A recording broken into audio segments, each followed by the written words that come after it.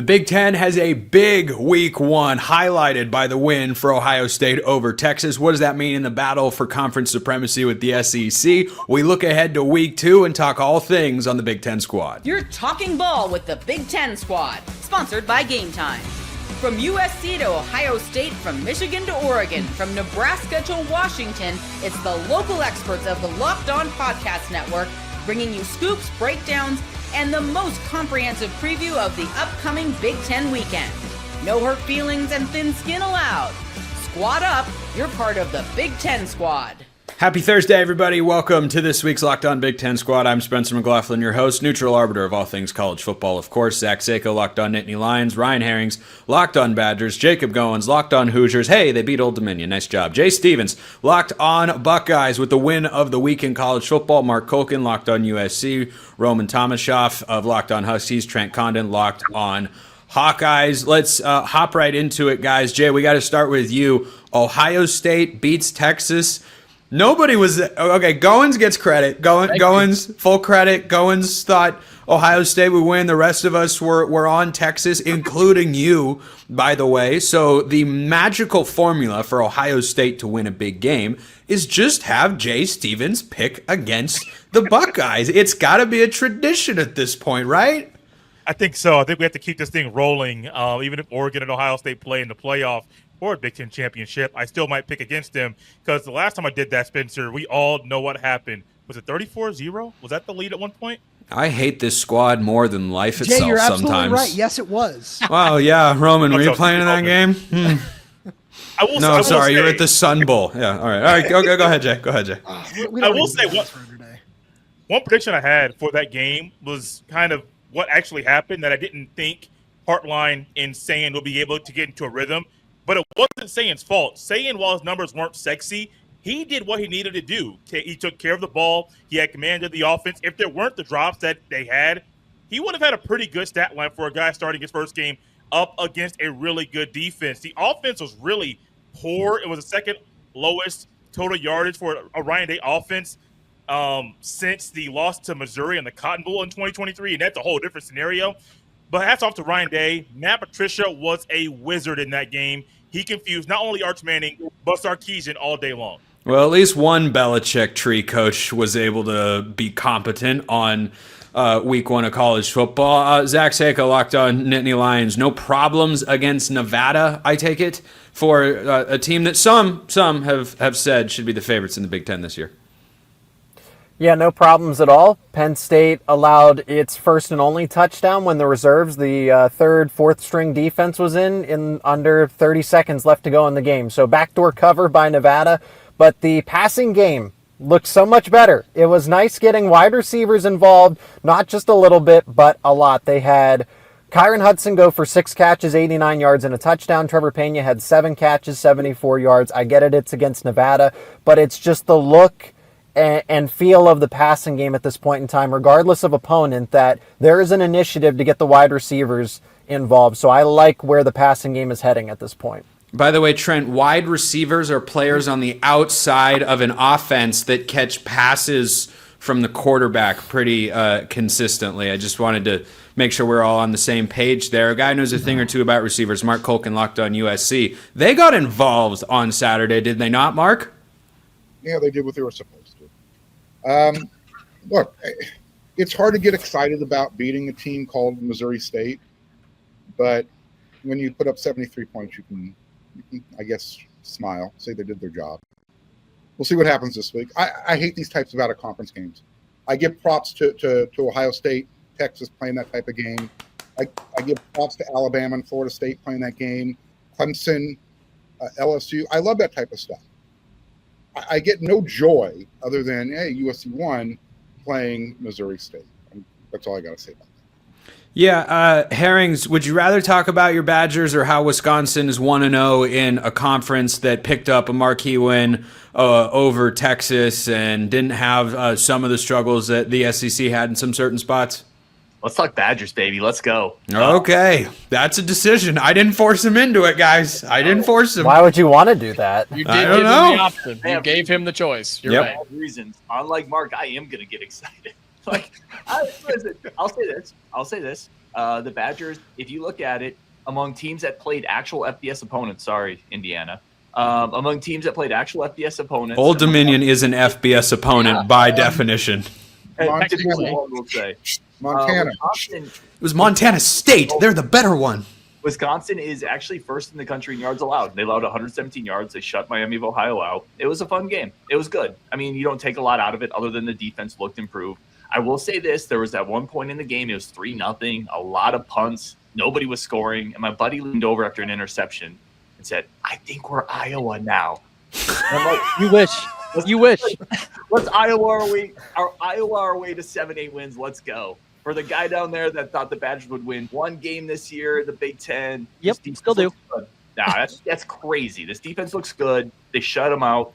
117 yards allowed. We're going to Iowa our way to 8 wins this year, baby. By the way, Ryan, when you say shut them out, who is M in that sentence? It doesn't matter. Okay.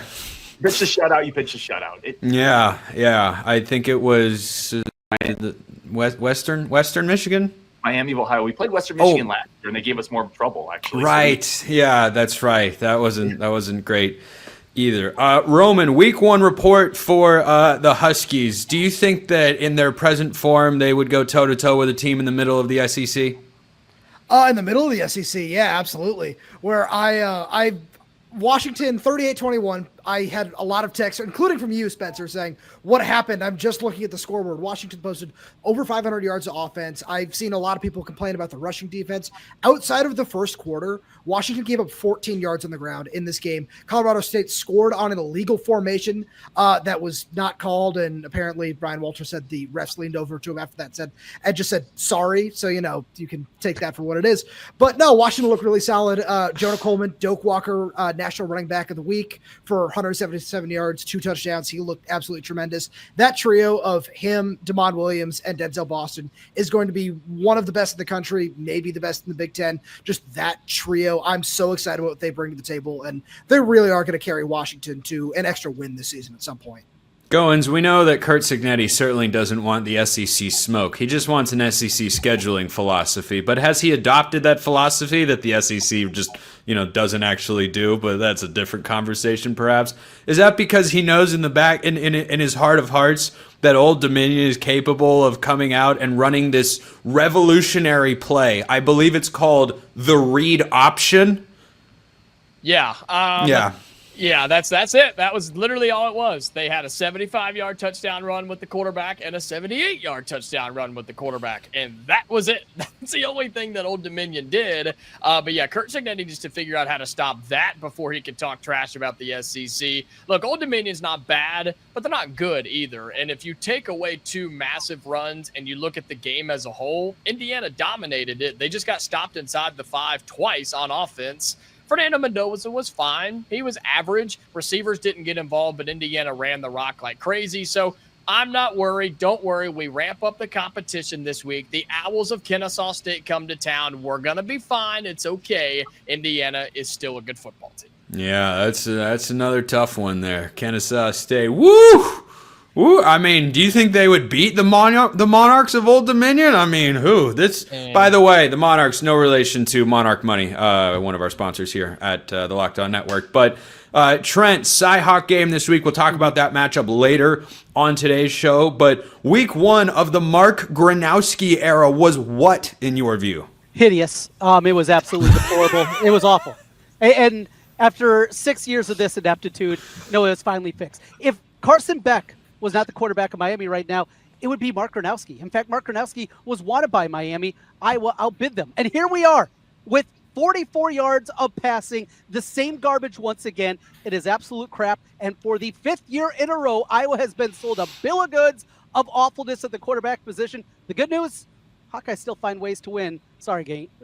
Herring's up there, Goins, both you guys. We'll ugly our way to victories against both you buffoons. Look at the combination of those 2 last names. We have Hoens in the top right corner of the Locked On Big Ten squad. Hoens up there that are just Iowa haters. 44 passing yards. There was a run against Indiana that was almost twice as long as that. Nice virtual fist pump there, guys, I think. We're going to look ahead to week 2, talk about what we saw in the SEC some more as well. Plenty on the way on this week's Locked On Big Ten Squad. First, this episode brought to you by Upside, a Locked On Big Ten Squad fans. Are you still paying full price for gas? Stop leaving money behind. Get real cash back every time you fill up with the free Upside app. Simply download the free Upside app in the App Store or Google Play right now and start earning cash at the pump today. Use my limited time promo code FOOTBALL and get an extra 25 cents back per gallon on your first fill up. You can make up to $300 a year just from buying the gas that you already needed. At first, you might think it's too good to be true, but it's totally legit. Real people are getting paid just to make their daily commutes, and you can too. Plus, you can cash out anytime to your bank account, PayPal, or an e-gift card for Amazon and other brands. Don't let this offer drive on by. Download the free Upside app now using my limited time promo code FOOTBALL for a limited time 25 cent per gallon bonus. That's promo code FOOTBALL. Offers vary by user and location. Go to upside.com for terms and conditions. Check out the Upside app and start saving today. This episode also brought to you by our friends at Mazda. Mazda's moving the game forward, brought to you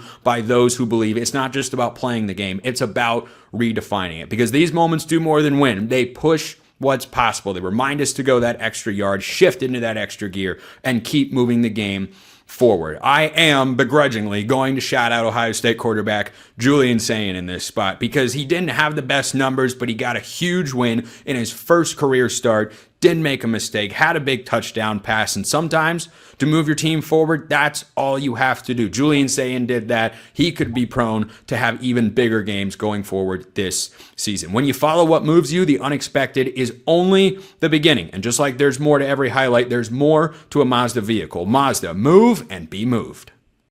The Big Ten had a great week 1. We do not count Northwestern and UCLA. We're all going to vote to just kick them out of the conference at this point for ruining what would have been an 18-0 week. We could have been perfect. We could have been perfect, but the Wildcats and the Bruins, goodness, that was not particularly good. But this continuing conversation with the Big Ten having won the last 2 national championships, the SEC not having even been a part of those 2 national championship games. Ryan Herrings of Locked On Badgers, I start with you. You're incredibly familiar with the national title discussion, of course, as the host of Locked On Badgers. So what do you make of where these conferences are at right now? Ohio State, the big win. Not a ton of other, marquee matchups necessarily for the Big Ten, but I felt like with Ohio State's win, they did more than just hold serve. Oh, absolutely. And then you look at Alabama, right? Florida State, that game where Alabama, quite frankly, that score wasn't indicative of that game. I felt like Florida State really kind of walked them up and down the field, which, by the way, Wisconsin plays Alabama this year. I'm suddenly feeling a little better about that. That's maybe not stop. I see you smiling, Spencer. Wisconsin can go down there and beat them after what I just saw. Nothing's impossible at this point. Nothing seems impossible. No, it just feels like a little more the same. The Big Ten has gotten better. They continue to be the conference that the SEC is trying to catch up to at this point, and anything else is just a fallacy perpetuated by legacy voices that haven't come to terms with the current landscape of college football. I thought it was a great opening weekend. Big Ten did great, by the way. Shout out to Northwestern for finishing -5 in the turnover margin. I know you. Oh yeah, that wasn't good. Wow. Not good. But yeah, more the same for the Big Ten, and quite frankly, more the same for the SEC. Goins, your thoughts? Look, I think the 2 teams that looked the best for the Southeastern Conference were LSU taking down Clemson, but Tennessee against Syracuse. Like 2 SEC teams against 2 ACC teams. Every other team in the SEC was right? I mean, there wasn't a whole lot going on in that conference. Auburn was a good win. I'll give you that. Yeah, Auburn on the road at Baylor on that Friday. That was a solid win. But the Big Ten did what it had to do, took care of business in the smaller games, and will continue to show that it's the best conference top to bottom in college football. And I think the middle of the pack in the Big Ten is going to be so much fun down the stretch this year, and you saw that early in week 1. Trent, what do you make of the SEC landscape, or are you just focused on Cyhawk this week? No, I get a kick out of all the angst we've heard from Alabama. We don't have as much money. I'm poor. Look at me. You've been cheating for decade after decade, and now everybody else can actually spend money. And look how the other half lives.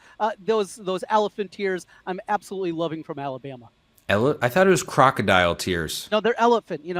Big Al, elephant. Oh, I see. I knew what you meant. Okay, good. I'm glad. Jay, the SEC is of course no problem for Ohio State, but apparently no one is. 5 straight wins against top 10 opponents for Ryan Day, and yet somehow, what are we at? 4 straight losses to Michigan? 3 straight losses? You didn't have to bring that up. You could have kept it. No, I didn't have to. You didn't have to bring up a certain score earlier today. It doesn't feel very nice, does it, Gerald? So anyway, Ryan Day is on a bit of a heater right now, right? He is. He has put his team in a situation with the money that he can spend to be one of the best rosters and have one of the best coaching staffs in the country. Let's not gloss over the fact that Spencer Trent brought up the money, and the money is real. I think the middle of the Big Ten is going to be better because they can start spending money that they were spending in the South for decades. And so you will get that middle of the pack. They'll be better. And if we do get in a Big Ten SEC challenge, I think that people in the South will start to get really upset because those teams in the middle of the conference that the Southeastern Conference used to beat, all of a sudden, the Big Ten will start winning some of those games. I think we saw that in bowl season last year. I think we've seen that in other postseason environments, like the college football playoff, for instance. By the way, Mark, don't worry, this isn't a shot at USC, but down in the city of Los Angeles, I just want to have a quick word of advice for any sports team franchise at any level. Don't set up a fake business to pay your superstar to avoid the luxury tax. This is not the way to do it. LA Clippers, I mean, goodness gracious, Mark. What's going on down there in that city? I'm a Lakers guy, so you don't have to talk to me about the Clippers. Look, how many of you – I have 2 questions. And, Jay, this is not to disrespect Ohio State's win, but had that game been played in Texas, what's the outcome? I think it's the same. Probably the same because of the defense. Okay. All right, I'm not looking to debate this. Again, it wasn't a knock. Where I really want to go with this, did anybody watch ESPN Game Day? Yes. Okay. Did you start to notice the narrative shifting already to how we should be giving credit to the teams that play these tough out-of-conference games? Mm-hmm. And how all of a sudden, 10-2 versus 9-3 based on strength of schedule. This is what I've been talking about. This is why I don't like these Kennesaw States, Old Dominions, Georgia Southerns, Southwest Missouri State dropping the Southwest to become just Missouri State. These games do nothing for our programs other than you're writing a check to support a lower level program for the entire year. That's their athletic department's payroll. So this is why all of a sudden now the narrative with the SEC is, well, look, we're playing non-conference games and we're willing to go to Columbus, Ohio and put our record on the line. This is what's going on now. So all of a sudden we're spending the money, and as Trent said, Alabama's crying, elephant tears. This is how convoluted everything is right now. We can make fun of the SEC. I love making fun of the SEC, but we got to start scheduling up again. So for everybody, the James Signettis who say, we're going to schedule an SEC type of out-of-conference schedule. Kurt's who is James Signetti? Very well, because all of a sudden the SEC is playing non-conference. He's the younger, better brother of Kurt. Watch out! Whoa! Maybe you'll know how to schedule one Power 4 out-of-conference game as well. So now you're up to 10. Let's not say, hey, we're better than the SEC right now. It's all going to come crashing back down as soon as everything starts getting balanced out. That's all I'm saying. I think the Big Ten's got a pretty solid that sort of trajectory. I don't disagree. Everybody should be playing. I've said it 1,000 times on my show. Every single Power 4 team should play at least one Power 4 non-conference team in 9 conference games. Done. And I want to make sure I agree with that. I say it on my show. I said it all summer. I hate that Indiana plays Old Dominion, Kennesaw State, and Indiana State 3 games in a row to start the year. That sucks. Nobody likes that. That's not entertaining. Like I'm totally with you on that. And I get the fight by 60 points, and I did not expect them to jump into the top 25. Mm-hmm. But the coaches poll dropped them 2 spots. They had 116 votes going into their first game. They have 40 after the game. Make it make sense. I don't know how to make that make sense. I don't know that I don't know that you necessarily can. I'm not against having some bye games out there because I understand the reality of the finances in college sport. But imagine if Indiana opened with Old Dominion and then this week was just playing like Louisville. Indiana Louisville this week. It'd be great. Just anything like that could add some interest and intrigue. We'll wrap the second segment with Roman, who I swear got put at the end by accident. That was I did. It wasn't like that in the first segment, and then it happened when Seiko left. I don't know how StreamYard does all of this, but Country Roads, take us home for the SEC conversation right now through week 1. Oh, absolutely. I do enjoy continuing to bag on the SEC. The one thing I really like this conversation that you guys have continued to bring up with playing more Power 4, non-conference schools, and with Washington being able to continue the rivalry with the Apple Cup of Washington State.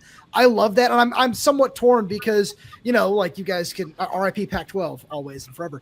But I look at this and I say like, for Spencer, I feel like with your neutral arbitratorship, maybe you don't have this opinion right now, but with Oregon State. Is this the kind of game that should count in this department as well? Where, it's like a lower level right now in terms of the talent with, funds and all this other stuff. But in terms of, as we continue to move forward in this new world of college football, conference realignment, and all these other things, are these games that should not only be protected, for rivalry's sake and everything else like that? Oklahoma State is another one I think of in the same ballpark. Mm-hmm. But are these ones that should just also be valued to a certain extent by schedules and everything else, because these are games that still should greatly matter in the world of college football. I just want to throw that out there. I agree. Here's a stat, and I'll wrap it with this, and then we'll talk about week 2. Kansas and Missouri play this week for the first time since 2011. These schools are driving distance from one another and have a historic rivalry. The last time it was played was 14 years ago. Before 2012, when it wasn't played and hasn't been played since, the last time those two programs didn't play each other was 1918. Pre-Great Depression time. That was the last year they didn't play.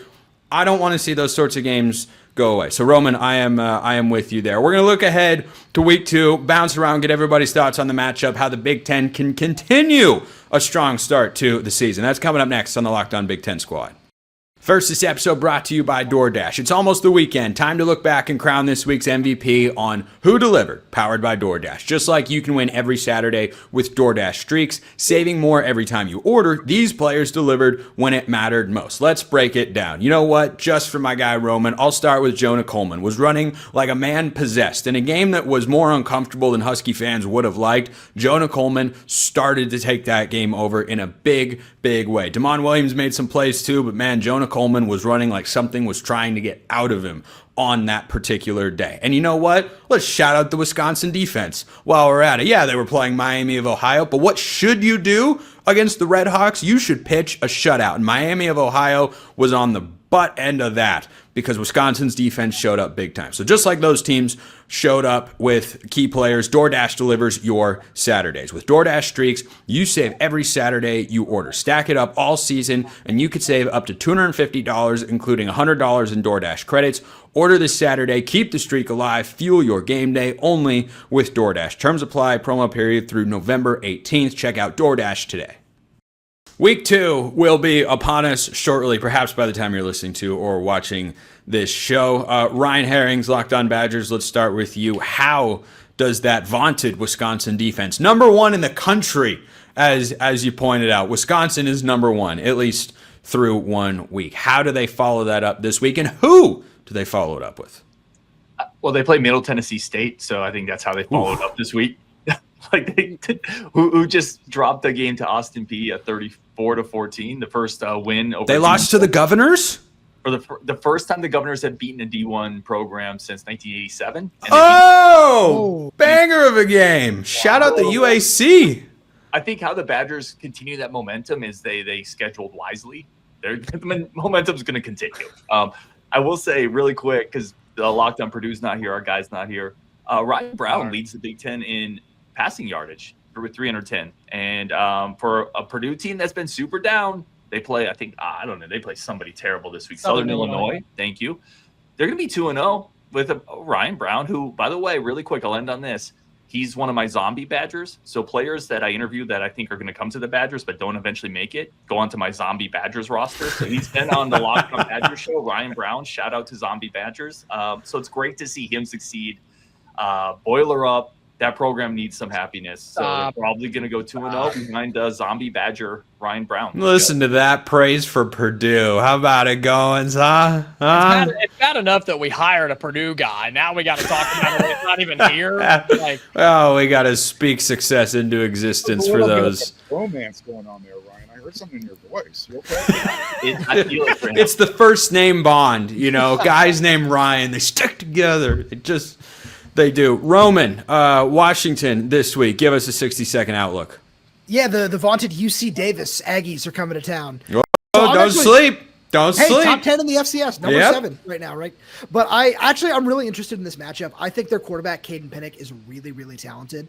And it's something that Washington fans have been, like I said a little earlier, really unhappy with the defensive line play, even though I don't think when you go back and look at the advanced numbers, it's anything to be mad about. Washington had 17 pressures, 15 hurries, and just 2 sacks against Braden Fowler-Nicolosi. I almost said Caden Pinnock again for Colorado State last week. But that's something where you go back and you look at the numbers. He had an average of 2.19 seconds to throw. And against Caden Pinnock, who is a really mobile guy, I'm intrigued to see what this is going to look like if they try to keep him in the pocket, anything like that. Because like I said earlier, we know what this offense is going to do. It's full just superstar talents. It's this defense that I want to see step up and just fill run lanes a little bit better, because if they can come out strong and just really overpower UC Davis like they're supposed to, I think people are going to feel a lot better with a bye week and then Washington State on the other side of that. Caden Pinnock is the guy's name? I thought it was Pinnock. Pinnock. It sounded a lot like Penix, and I just was laughing at the irony of Washington's going to be out there like, yeah, Pinnock, no, not go against that guy. Trent, over under 70 passing yards for Mark Gronowski this week. Well, our friends at FanDuel have it at 136.5. Under. Oh my gosh. Under of the week. Coming up this week for everybody out there. I will say that he goes over your total, though. We'll get there in that one. Look, Iowa's won 6 straight in Ames. Iowa has not lost at Iowa State since 2011. Matt Campbell, for all the accolades that he's gotten, has never beat the Hawkeyes in his own building. So Iowa has a lot. Plus, Kirk Ferentz is going for the all-time Big Ten wins record coming up this weekend. Plenty of motivation on the Iowa side. The problem, Iowa State actually looks really good. I don't have a good feeling about this game, the way that the Cyclones have looked this first 2 weeks of the season. I think Iowa goes in there and does lose for the first time since 2011. I got a 23-17 crappy Cyclones. Did you guys hear Trent's just bottomed out mentality of like, we'll get over 70 passing yards, I think. But under 136. We'll get there. But 135 under. Please. Jay Stevens, I presume a simpler matchup, but maybe a better quarterback than Arch Manning on tap this week? I don't know. Who you got? Grambling State. It's going to be a cakewalk. Well, it's going to be a game that I only care about halftime because I care about Grambling State's marching band.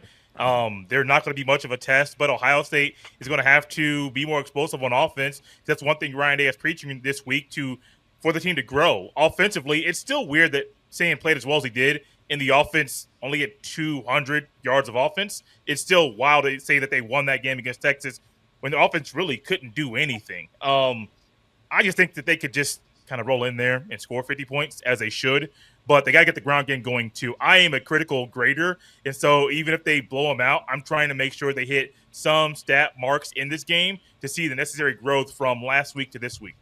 Did anybody see the video meme comparing Arch Manning to Uncle Rico?